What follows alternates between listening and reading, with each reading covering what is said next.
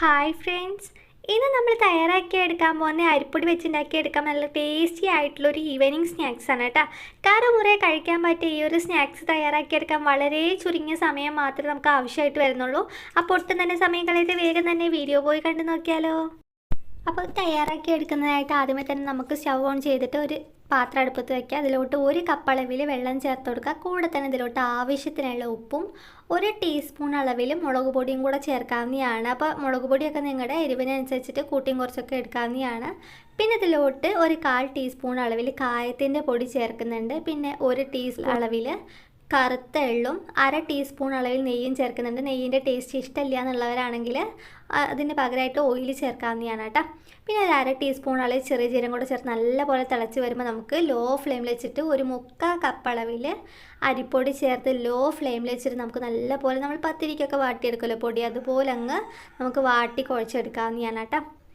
അപ്പോൾ നമുക്ക് ഈ ഒരു 3/4 കപ്പ് അളവിൽ അരിപ്പൊടി ചേർത്തുണ്ടാക്കുന്ന ഈ ഒരു സ്നാക്സ് ഒരുപാട് ഉണ്ടായിരിക്കും കേട്ടോ. അപ്പോൾ ഈ ഒരു കണക്ക് നിങ്ങൾ ഫോളോ ചെയ്യുക. അപ്പോൾ നമ്മൾ 3/4 കപ്പ് അളവിൽ പൊടി എടുക്കുമ്പോൾ 1 കപ്പ് അളവിൽ വെള്ളം കറക്റ്റ് ആയിരിക്കും കേട്ടോ. നല്ല പോലെ ഒന്ന് മിക്സ് ചെയ്തെടുത്തതിന് ശേഷം നമുക്ക് സ്റ്റവ് ഓഫ് ചെയ്തിട്ട് ഇത് ഒരു പാത്രത്തിലോട്ട് മാറ്റി കൊടുക്കുക. അതിനുശേഷം നമുക്കിത് ചൂടോടെ തന്നെ അങ്ങ് കുഴച്ചെടുക്കണം. അപ്പോഴേ നല്ല സോഫ്റ്റ് ആയിട്ട് നമുക്ക് കിട്ടത്തുള്ളൂ കേട്ടോ.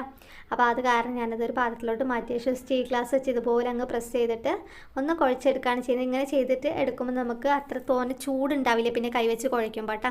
അപ്പോൾ അത് കാരണം ഇതൊന്ന് ഇതുപോലെ അങ്ങ് പ്രസ് ചെയ്ത് ഒന്ന് കുഴച്ചെടുക്കുകയാണ്. അതിന് ശേഷം നമ്മൾ കൈവച്ചൊന്ന് നല്ലപോലെ കുഴച്ചെടുക്കുക. നല്ലപോലെ കുഴച്ചെടുക്കുന്ന സമയത്ത് നമുക്ക് ചൂടായി തോന്നുകയാണെന്നുണ്ടെങ്കിൽ നോർമൽ വാട്ടർ ജസ്റ്റ് ഒന്ന് കൈ മുക്കിയിട്ട് ഇതുപോലെ അങ്ങ് കുഴച്ചെടുത്താൽ മതി കേട്ടോ. അപ്പോൾ നല്ല സോഫ്റ്റ് ആയിട്ട് തന്നെ കുഴച്ചെടുക്കാനായിട്ട് ശ്രദ്ധിക്കണേ. അപ്പോഴേ നമുക്ക് പരത്തിയെടുക്കാൻ പറ്റത്തുള്ളൂ.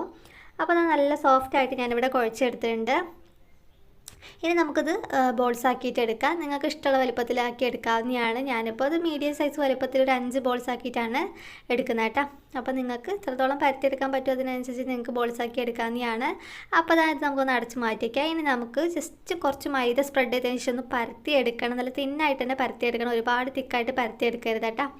അപ്പോൾ മൈദയ്ക്ക് പകരമായിട്ട് ഗോതമ്പ് പൊടി ചേർത്തിട്ട് വേണമെങ്കിലും നമുക്ക് പരത്തിയെടുക്കാവുന്നതാണ്. അപ്പോൾ അതായത് ഞാൻ ഇവിടെ പരത്തിയെടുത്തിട്ടുണ്ട്. ഇനി നമുക്കിതുപോലെ ഒരു പാത്രം വെച്ചിട്ടൊന്ന് ഷേപ്പ് ചെയ്തെടുക്കാവുന്നതാണ് കേട്ടോ. അപ്പോൾ നമുക്കിതുപോലെ അങ്ങ് എല്ലാം ഷേപ്പ് ചെയ്തെടുക്കാം. ഇനി ബാക്കി എക്സ്ട്രാ ആയിട്ട് വന്നേക്കുന്ന ആ ഒരു മാവ് വീണ്ടും നമുക്ക് ഉരുളകളാക്കിയിട്ടൊന്ന് പരത്തിയെടുക്കാവുന്നതാണ്. അങ്ങനെ ഒരുപാടെണ്ണം നമുക്കിതുപോലെ അങ്ങ് പരത്തിയെടുക്കാനായിട്ട് കിട്ടും കേട്ടോ. ഈ രീതിക്കായിരിക്കണം ഉണ്ടാവേണ്ട. ഈ ഒരു തിക്നെസ്സോട് കൂടി മാത്രമേ ഉണ്ടാകാൻ പാടുള്ളൂ, ഒരുപാട് തിക്നെസ് ആവരുത് കേട്ടോ. അപ്പോൾ അതെല്ലാം നമുക്കിതുപോലെ അങ്ങ് ഒരു പ്ലേറ്റിലോട്ട് മാറ്റി കൊടുക്കാം. നമ്മൾ പരത്തിയെടുക്കുന്ന സമയത്ത് അത്യാവശ്യം പൊടി ഇട്ടിട്ട് തന്നെ പരത്തിയെടുക്കാൻ ശ്രദ്ധിക്കുക, അല്ലെങ്കിൽ നമ്മൾ ഈ ഒരു പലകയിൽ ഒട്ടിപ്പിടിക്കുക കേട്ടോ പരത്തിയെടുക്കുമ്പോൾ. അപ്പോൾ നമുക്ക് എല്ലാം ഇതുപോലെ തയ്യാറാക്കി എടുത്തിട്ടുണ്ട്. അതിന് ശേഷം ഞാനൊരു ഫോർക്ക് വെച്ച് ജസ്റ്റ് അതിൻ്റെ മുകളിലൊന്ന് കുത്തി കൊടുത്തിട്ടുണ്ടായിരുന്നു കേട്ടോ. നമ്മുടെ പൂരിയൊക്കെ പൊരിച്ചെടുക്കുന്ന പോലെ അങ്ങ് ഫ്ലഫി ആയിട്ട് പൊങ്ങി വരാതിരിക്കാനായിട്ട് ഞാനൊന്ന് ജസ്റ്റ് ഒന്ന് കുത്തി കൊടുത്തിട്ടുണ്ടായിരുന്നു. ഇതിൻ്റെ മുകളിൽ ആ വീഡിയോ ഒന്ന് മിസ്സായി പോയതാണ് കേട്ടോ. അപ്പോൾ അതും കൂടെ ചെയ്തതിന് ശേഷം നല്ല ചൂടായ എണ്ണയിലോട്ട് നമുക്കിതുപോലെ അങ്ങ് ഇട്ടിട്ട് മീഡിയം ടു ഹൈ ഫ്ലെയിമിൽ വെച്ചിട്ടൊന്ന് ഫ്രൈ ചെയ്തെടുത്ത് കഴിഞ്ഞാൽ നല്ല അടിപൊളിയായിട്ടുള്ള നമ്മുടെ സ്നാക്സ് ഇവിടെ റെഡിയായി. അപ്പോൾ എല്ലാവരും ഒന്ന് ട്രൈ ചെയ്ത് നോക്കുക കേട്ടോ. നല്ല ടേസ്റ്റി ആയിട്ടുള്ള ഒരു പലഹാരമാണ്.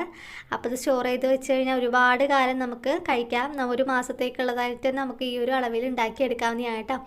അപ്പോൾ നല്ല ടേസ്റ്റി ആയിട്ടുള്ള ഒരു പലഹാരം എല്ലാവർക്കും ഇഷ്ടമായി എന്ന് വിചാരിക്കുന്നു. അപ്പോൾ നമ്മുടെ വീഡിയോ ഇഷ്ടമായാലും ഒന്ന് ലൈക്ക് ചെയ്യുക. അതുപോലെ തന്നെ നമ്മുടെ ചാനൽ ആരെങ്കിലും പുതുതായിട്ട് കാണുന്ന കൂട്ടുകാരെ പ്ലീസ് ഒന്ന് സബ്സ്ക്രൈബ് ചെയ്ത് സപ്പോർട്ട് ചെയ്യും കൂടെ വേണം കേട്ടോ.